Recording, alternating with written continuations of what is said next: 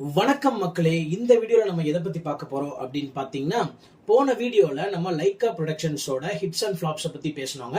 அதே மாதிரி இந்த வீடியோல நம்ம ஏஜிஎஸ் ப்ரொடக்ஷன்ஸோட ஹிட்ஸ் அண்ட் ஃபிளாப்ஸ் பத்தி பேச போறோங்க. சோ இவங்க ஃபர்ஸ்ட் எந்த படத்துல டெபியூட் ப்ரொடக்ஷன் ஆரம்பிச்சாங்க அப்படின்னு பாத்தீங்கன்னா 2006ல திருட்டு பயலே அப்படிங்கிற படத்தின் மூலமா சினிமா இண்டஸ்ட்ரிக்குள்ள வராங்கங்க. சோ இந்த படம் பாத்தீங்கன்னா வந்த உடனே அவங்களுக்கு ஒரு மிகப்பெரிய சக்சஸ் கொடுக்குது. அந்த வருஷத்தோட தேர்ட் ஹையஸ்ட் கிராசிங் பிலிமாவும் இந்த படம் அமைதுங்க. அதுக்கடுத்து பாத்தீங்க அப்படின்னா 2008ல நம்ம ஜெயம் ரவியை வச்சு சந்தோஷ் சுப்பிரமணியம் அப்படிங்கிற படத்தை எடுத்திருக்காங்க. இந்த படமும் பாத்தீங்க அப்படின்னா அவங்களுக்கு கமர்ஷியலா ஒரு சக்சஸ், பாக்ஸ் ஆபீஸ்லயே ஒரு நல்ல ஏர்ன் பண்ணி கொடுத்துச்சுன்னு சொல்லலாம். அடுத்து பாத்தீங்கன்னா 2009ல நம்ம நகுல் சுனைனா நடிப்புல மாசிலா மணி அப்படிங்கிற படம் வந்துச்சுங்க. இந்த படமும் அவங்களுக்கு பாத்தீங்க அப்படின்னா ஒரு கமர்ஷியல் சக்சஸா இருந்திருக்குங்க.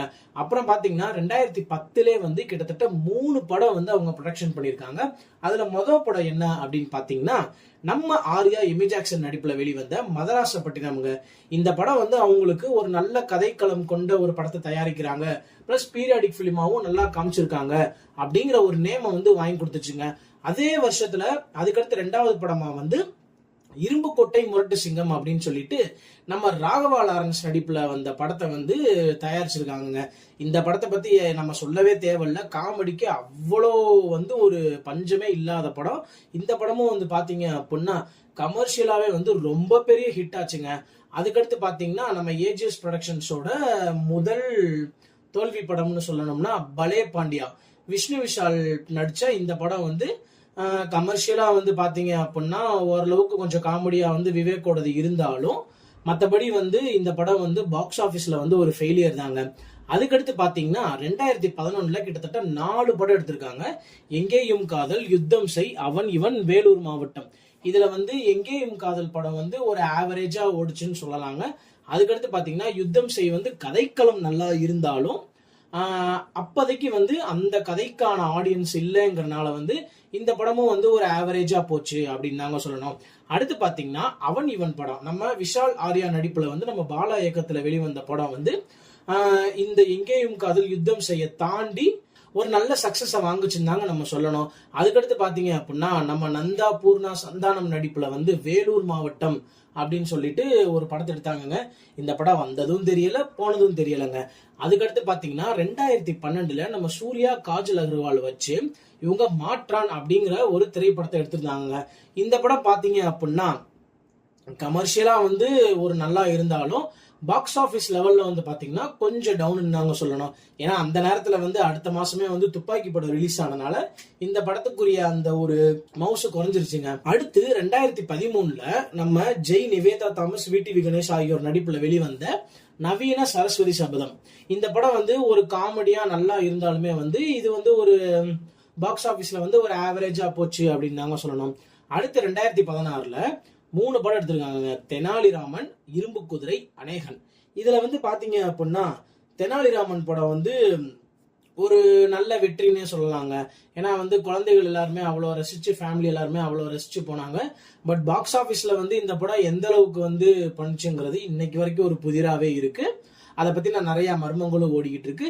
இதுக்கடுத்து பாத்தீங்கன்னா நம்ம அதர்வா, பிரியா ஆனந்த், ராயலட்சுமி நடிப்புல இரும்பு குதிரை அப்படின்னு சொல்லிட்டு ஒரு படத்தை ப்ரொடக்ஷன் பண்ணியிருந்தாங்க. அதான் சொல்றேன், ஒரு 10 படங்கள்ல ஒரு படம் சும்மா ஏனோ தானு எடுப்பாங்கன்னு சொல்லிட்டு அது மாதிரி இந்த இரும்பு குதிரை படத்தை எடுத்து வச்சிருந்தாங்க.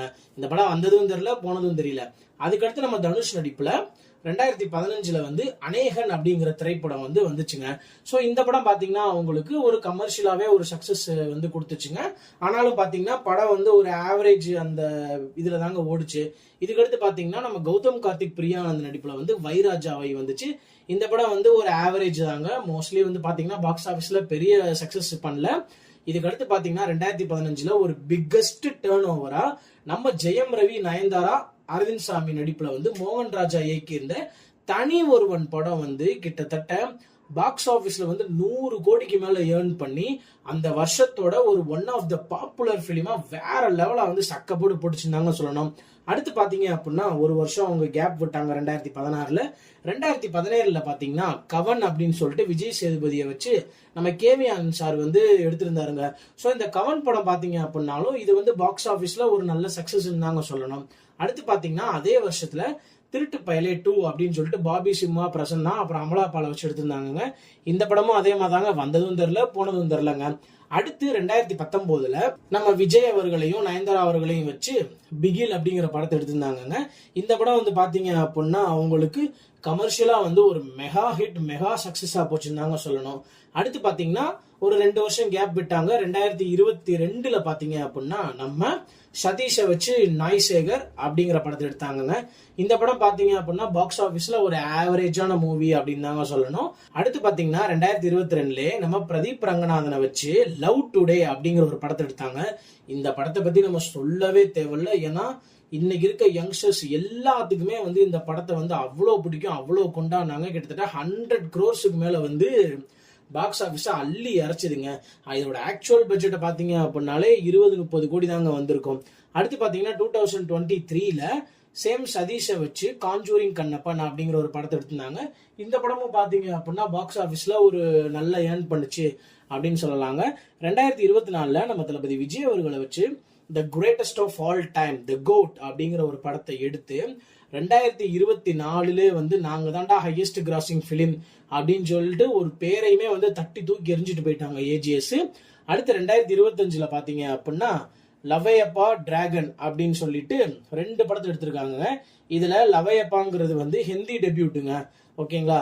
ஸோ இதை பத்தி நம்ம பெருசா பேச வேண்டிய அவசியம் கிடையாது. ஸோ நம்ம தமிழ் இண்டஸ்ட்ரிக்கு வருவோம். அடுத்து 2025 பாத்தீங்கன்னா டிராகன் அப்படிங்கிற படத்தை எடுத்து சேம் இதே தாங்க 30-35 crores பட்ஜெட்டை போட்டு 150 கோடி எடுத்து மரணமா காட்டிட்டாங்க. ஸோ இப்ப வரைக்கும் 2025 இவங்க ப்ரொடக்ஷன் பண்ண படங்களோட லிஸ்ட் இவ்வளவுதாங்க. இதுக்கடுத்து பாத்தீங்க அப்படின்னா இவங்க கமிட் ஆயிருக்க படம் வந்து தனி ஒருவன் 2 STR 51ங்க. இந்த படத்தோட நிலவரம் வந்து இன்னும் எப்படி இருக்கு அப்படிங்கிறது நமக்கு தெரியல. இது இல்லாம அவங்க வந்து சில படங்களை வந்து டிஸ்ட்ரிபியூட்டும் பண்ணிருக்காங்க. அந்த படம் என்னென்ன படம் அப்படின்னு பாத்தீங்கன்னா 2009 கந்தக்கோட்டை, 2010 இனிது இனிது மைனா, 2011 பயணம் அவன் இவன், 2014 தெனாலிராமன், 2015 அநேகன் தனி ஒருவன், 2017 கவன், 2019 Bigil and 2024 Pushpa 2 the rule அப்படிங்கறத வந்து இது பண்ணிருக்காங்க.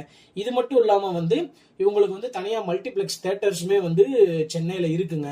அது எங்கெங்க அப்படின்னு பாத்தீங்கன்னா 2013 வந்து கட்டப்பட்ட ஏஜிஎஸ் சினிமாஸ் வில்லிவாக்கம்ங்க, 2014 கட்டப்பட்ட ஏஜிஎஸ் சினிமாஸ் நாவலூருங்க, 2016 ஏஜிஎஸ் சினிமாஸ் டி நகருங்க, அடுத்து 2018 ஏஜிஎஸ் சினிமாஸ் மதுரவாயிலுங்க.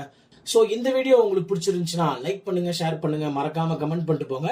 அடுத்த வீடியோல இதே மாதிரி ஒரு ப்ரொடக்ஷன் கம்பெனியோட ஹிட்ஸ் அண்ட் ஃபிளாப்ஸ் பத்தி நம்ம